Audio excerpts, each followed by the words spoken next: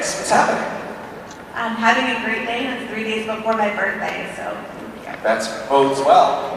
Yep. So my question is, with Dean being gone, how is the relationship between Cass and Sam and Cass and Mary going to evolve now that there's not really a buffer there?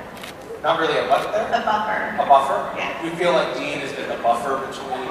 They talk more than anybody else. Now that he's like not there. It's like, every time Cass starts to talk to Sam, Dean like just comes in between them. Like, hey, Dad, I don't want you talking to each other. And the same thing with Mary. He just doesn't want Cass to talk to anybody else. You know what? If you have something to say to Mary, if you have something to say to Mary, you can say it to me, and I'll pass it along, Cass.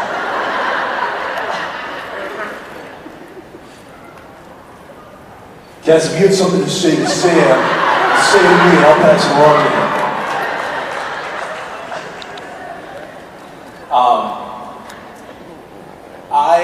Well, it's kind of interesting. So in the beginning of the season,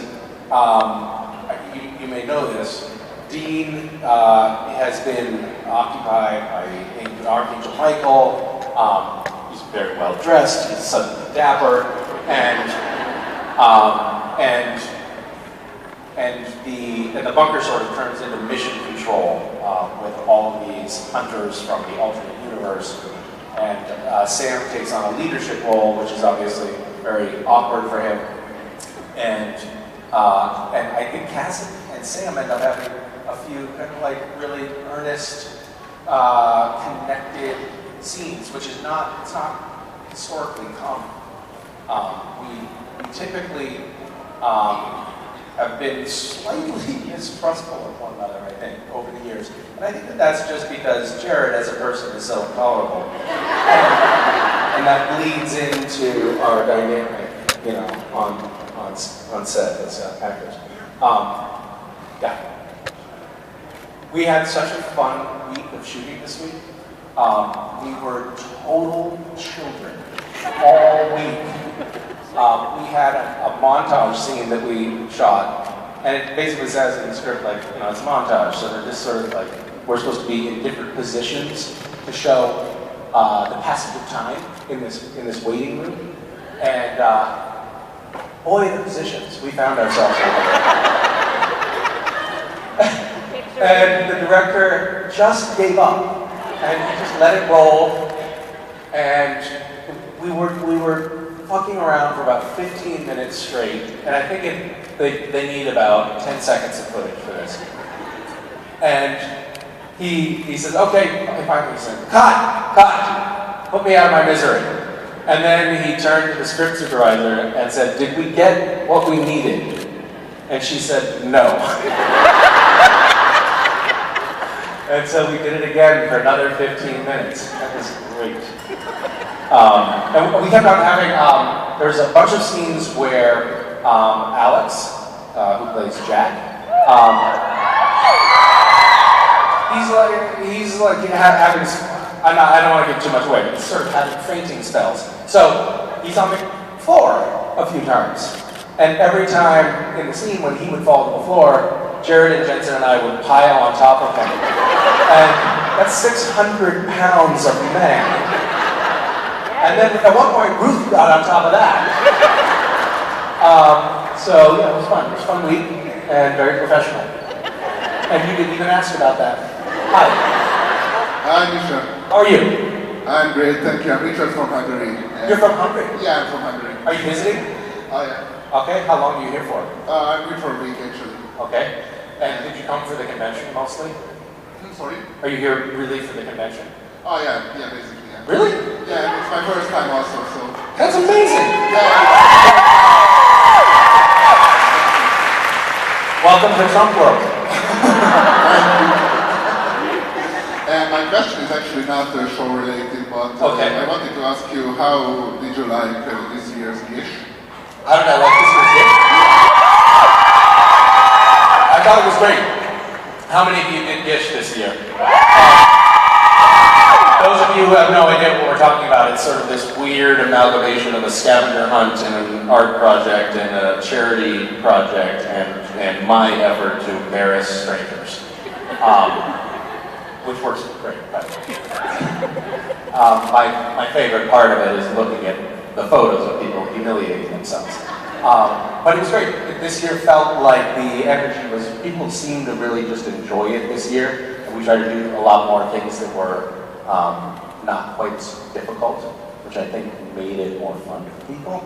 But there were also a lot of things that were impossible, and that element of frustration was still there, which is also satisfying for me. Did you do it in Hungary? Oh yeah, we did some items, yeah. Yeah? What did you do? Couldn't say now, but some of the easier items, of course, they have. The easier items? Yeah, some of the. And you don't remember? You're lying. Okay. you're like that one off. All right, so.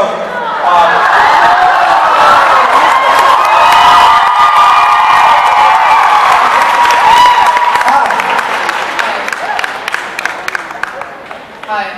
How are you? Yeah. Okay. So my question is, so on the show you played like lots of different characters, like being possessed by Lucifer and like the alternate dimension thing, and like Yeah. and like the empty cast and stuff. Like, what is your inspiration for that, or do you just like wing it, like when you show? Are you saying that it looks really unpolished, what I'm doing? I guess. Yeah, maybe. So every time I see in the script that there's an opportunity to play a slightly different iteration of Cass, I get excited because I feel like that's an opportunity for me to make the producers wish they had never hired me. And I think that there have been a few instances where I've maybe pushed the envelope a little too far. Empty Cass, I think, was a good example of that.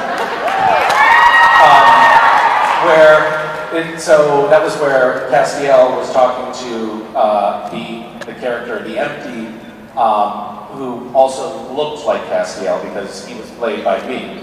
And I wanted to make sure there was like enough differentiation between the two characters that you could tell who was talking at a given point. And so I gave the Empty Cast a really creepy accent that has that's not an accent from any place. So it just sounds like a bad accent, performed by an actor who doesn't know how to do accents. I didn't think it all the way through, but I saw it later and I was like, what the fuck is that? And then we screened Scooping Astral at the Kodak Theater, which is the theater where they do the Oscars. So it's kind of like really exciting, and the theater was full of people, and then afterwards we got up on stage and we did a panel, and it was basically like winning an Oscar, and except for there was no award and we didn't do anything good. And Bob and Andrew, our showrunners, were up there, and somebody asked a question about the Empty Cast. And Bob said when the dailies came in, which are the footage from set, they weren't on set, so they didn't get to see what I was doing, and they didn't talk to me about what I was going to do in advance. So they got the footage, at which point it was too late for them to change anything. And they looked at each other and they said, what the fuck is he doing? Which I think is a pretty good endorsement of my performance. And now we're going back into the Empty, and we're meeting that character again, which is exciting, but it's being played by a different actor now. So they fired me.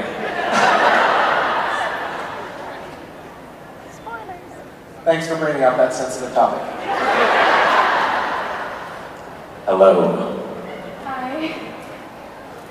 So this is the portion of the program when you ask a question. Sorry, I'm really nervous. Don't be nervous. That man behind you won't harm you. What was your favorite line ever said on the show? Favorite line ever said on the show? Yeah. By you, by Cass. That I said? That's a very challenging question. Do you have a favorite Cass line? I mean, there are a lot of sort of go-to favorites, like, hey, ass butt. Which I actually strangely used as a pickup line sometimes. It kind of can be very effective. I pose it as a question.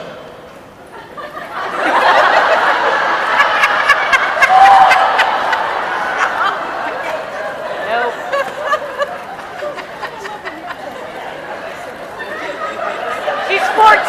I know, I realize how young she is. I'm stopping.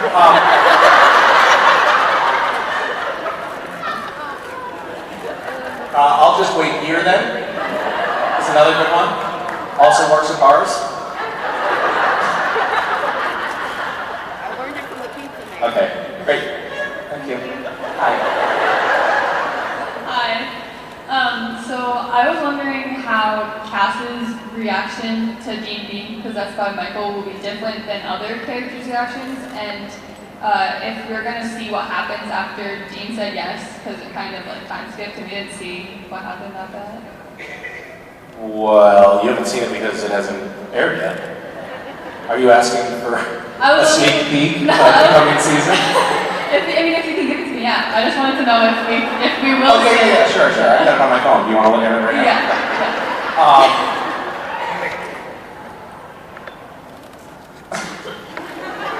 On my phone, I was just looking at the video of Jared and Jensen eyeing me from Thursday night.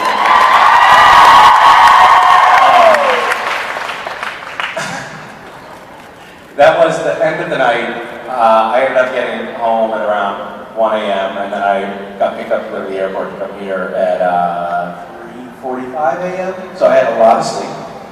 When you guys come up for your autographs, you can just not go ahead and say that I look tired, because I know I do.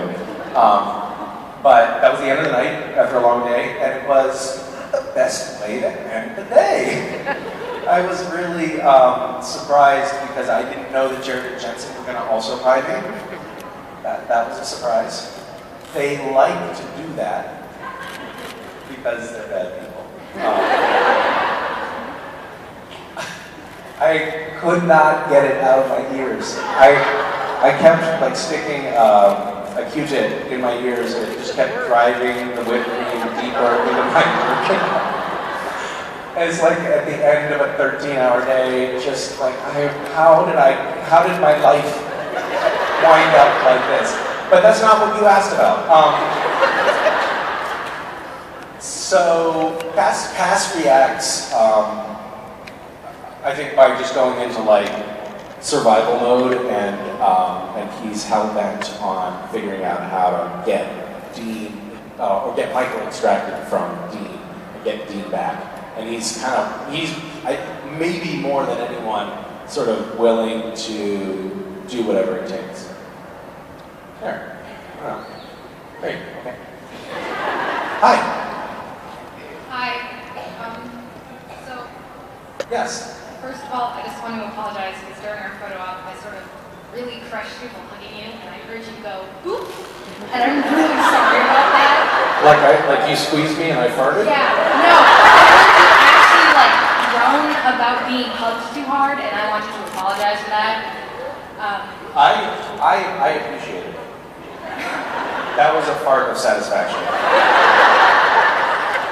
And so my birthday's coming up on Tuesday, so my question was, Happy birthday. thank you. You were sort of fishing for that, weren't you? That's gonna be the best birthday. I was wondering if you have any memorable birthdays or with the cast, or just that you can remember from your childhood that like really stick with you. I had this weird thing when I was a kid where I would always get sick or get hurt on my birthday. I skateboarded backwards into a dumpster on my 10th birthday and bruised my kidney so badly that I couldn't walk. I have a lot of, I think all of my childhood birthday memories are bad.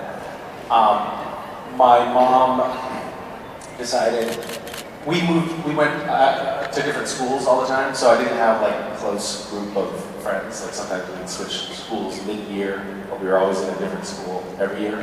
And so my mom wanted me to feel like on my birthday I had friends, so she invited a bunch of kids from my class over, and I think this was 4th grade, for a sleepover.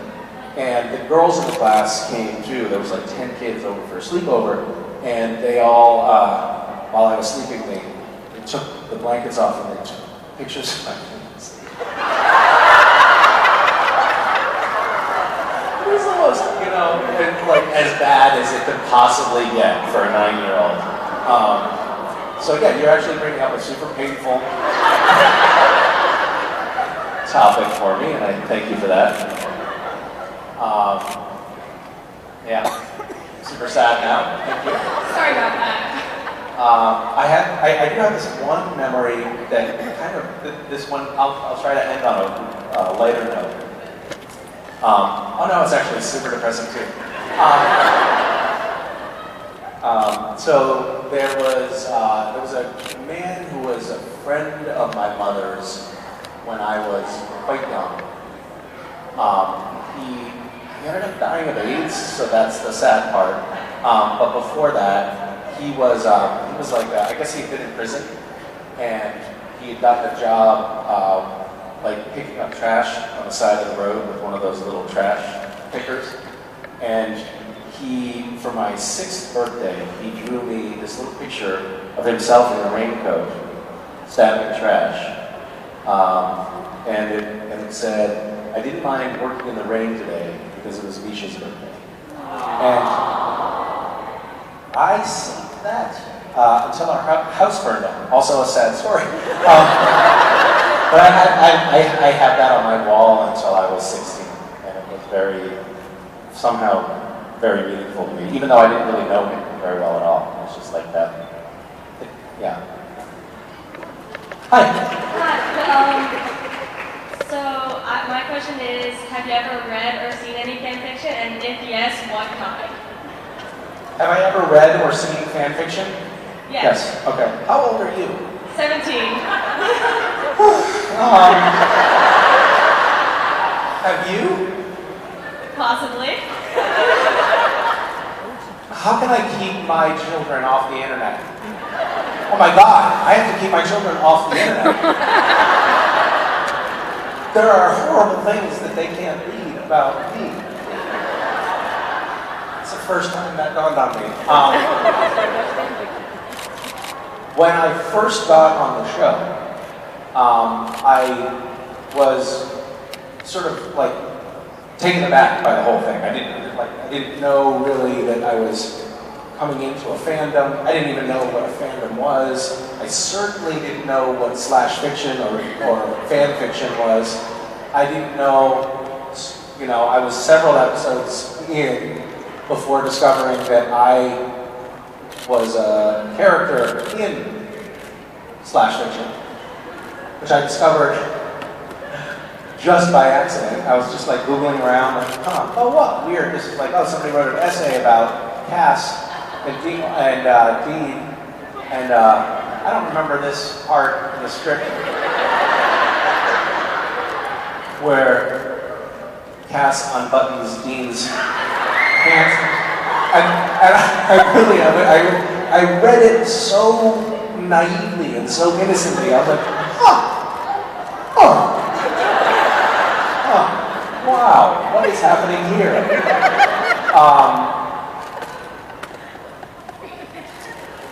But I have not. I know that some of the other cast members do write a fair amount of slash fiction.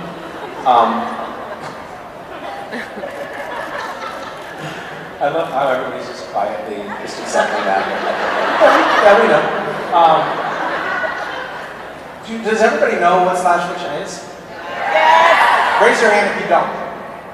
Okay, both of you who don't know. It's where they write stories about, fans write stories about the characters in the show, and sometimes those characters get amorous with one another, and sometimes violently so. Okay, good talk. I don't know why we're still talking about it. Thank you. Thank you. Hi. Hi. So my question is, I just want to say thank you first of all because of all your kind of work with mental illness and things like that. I myself am someone that has struggled with mental illness and things like that. So I just wanted to say, in times kind of when things are low or you're tired or you kind of don't know what to do? Who do you turn to, either the cast or family members, when you need a little pick-me-up?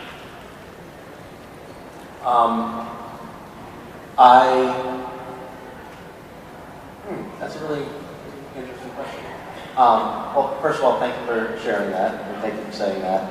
I think this community, this fandom, has been really incredibly supportive of one another in that department, and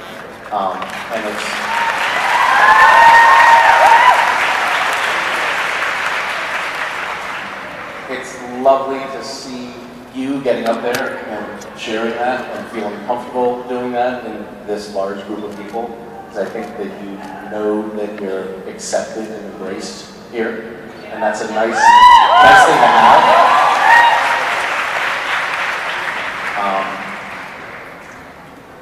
I think I turn to probably my wife first and most.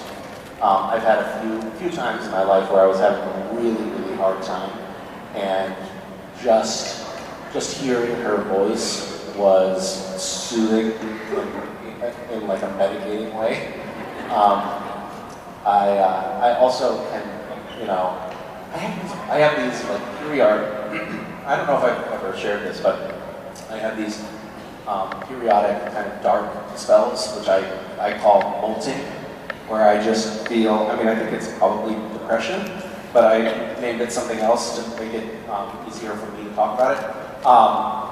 And it lasts for like 2 weeks, and it happens maybe once every 5 years or something like that. And it's very visceral. I just feel like very dark. I kind of just curl up and go into my own head and wait for it to pass. So in a way, sometimes I think I just go into myself too for a weird kind of solace. I'm oversharing right now. I don't know why. It's okay. But yeah, I think that I also have like a couple of really long-term friends that I can turn to, just a couple, and talk to about any hard thing. It's nice to know that there's a few people out there that sort of, I guess, we have like mutual, unconditional love and aren't going to judge each other. It's nice to have a few people like that in one's life. Yeah. That felt like therapy. Thank you. Thank you. Hi. My name is Lizzie, and I'm repping your I Wish for This campaign shirt today. Why, thank you. Because It looks fetching on you. Oh, thank you. I love your outfit too. My question is, I was wondering if you're doing a new campaign soon, or if anything's coming up. I don't have anything in the offing right now, but we are all, not all, but many of us on the cast are running a marathon coming up. And I think that that's sort of something that we're all going to put our efforts behind and treat as, as a campaign. We want to try to like make as big an impact with that as possible because we're going to be suffering so much. Yeah. Thank you. Hi. Hi. So first I wanted to say congratulations on 10 years. I know I'm a little late. Thank you. Non-show related. Who's your favorite band? Who's my favorite band? I do not have a favorite band. I have lots of favorite musicians and bands, and it vacillates wildly. I'll listen to, AC/DC, and then I'll listen to Nina Simone, and I'm kind of all over the map. Do you have a favorite band? Probably Green Day. Really? Yeah. Good choice. Yeah. Sorry, that was a really unsatisfying answer. All right, I'll try to be better next time. Thank you. Hi. Hi. I was just wondering how you celebrated West and Mason's birthdays this year. Well, this was an exciting year because it's the first time in several years that I've actually been home for my kids' birthdays. I was shooting, so I was only with them for about an hour after they woke up, but it was still something. I brought them sweet cupcakes to eat and let them have them for breakfast.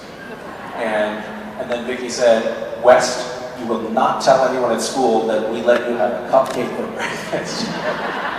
So it was like a sort of combination of celebration and shaming. They were both very cute and very excited. Small children are so excited to have the annual clock tick one more year further. And Mason especially was just delighted that she was 6 years old now. She was like, this is going to be awesome. I'm 6. So cute. But so it's actually not better, it's worse. Getting older is bad. And I tried to explain that to both of them. I have this story about aging that I've shared before, but I'll share it again because it seems appropriate. We have this nighttime routine where I'll lie in the middle, and one of them will lie on each shoulder, and then we'll read books. And I was sort of like cuddling them both, and I said, I want you guys to never grow up and always stay my little kids. And Mason said, no, I am going to grow up. And I said, no, I want you to never grow up and stay my little kids forever and ever. And she said, no, I am going to grow up. And I said, no, I want you to stay my little kid forever and ever and ever. And she said, no, I am going to grow up and I'm going to get old and I'm going to die.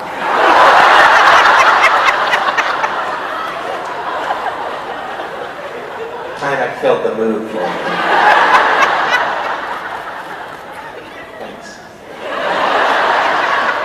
Hi. Hi, Misha. First, I want to say I do hope we get to see you direct again at some point. Why, thank you very much. And my question is, when you are directing, like scripts can be 30 or 40 scenes, how do you break that down? Like, to know which one to start first, like which scene to shoot first, like what order you're going in? Is there kind of like a pattern to that everybody follows, or is it just up to the individual director? So we don't shoot in order unless it's convenient. It really has to do with locations. So, for example, we'll know that on Monday we're going to be in the studio, so we'll shoot scenes that happen in the Men of Letters on Monday. We try to stay in the same set. And then if there are, typically in an episode, if, for example, there are maybe over the course of the script, 6 scenes that take place in the Men of Letters, we'll do those in order in one day, if that makes sense. But they won't be consecutive scenes. They'll just be, the first scene of the Men of Letters and throughout to the end of the script. But the first AD is the one that figures all that stuff out, and the director more or less just does what he or she is told. Yeah, it's super complicated, all of the scheduling and logistics that go into putting an episode together, and it's never really in sequence, and that makes it tough for the actors because we'll be shooting maybe the very first scene that we shoot is the last scene in the script, and because for instance, me, Jared, and Jensen, we never read the scripts. We have no idea what's going on. It's not true. But you can, if you're not totally paying attention, because things are taken completely out of order. We can sometimes get lost and be like, wait a minute, did we? It actually happened last week where we shot a scene and then we were halfway through and one of us realized that we were completely misinterpreting it because we had forgotten what had happened previously in the script. And because we were just being little children. Thank you. Thank you. Hi.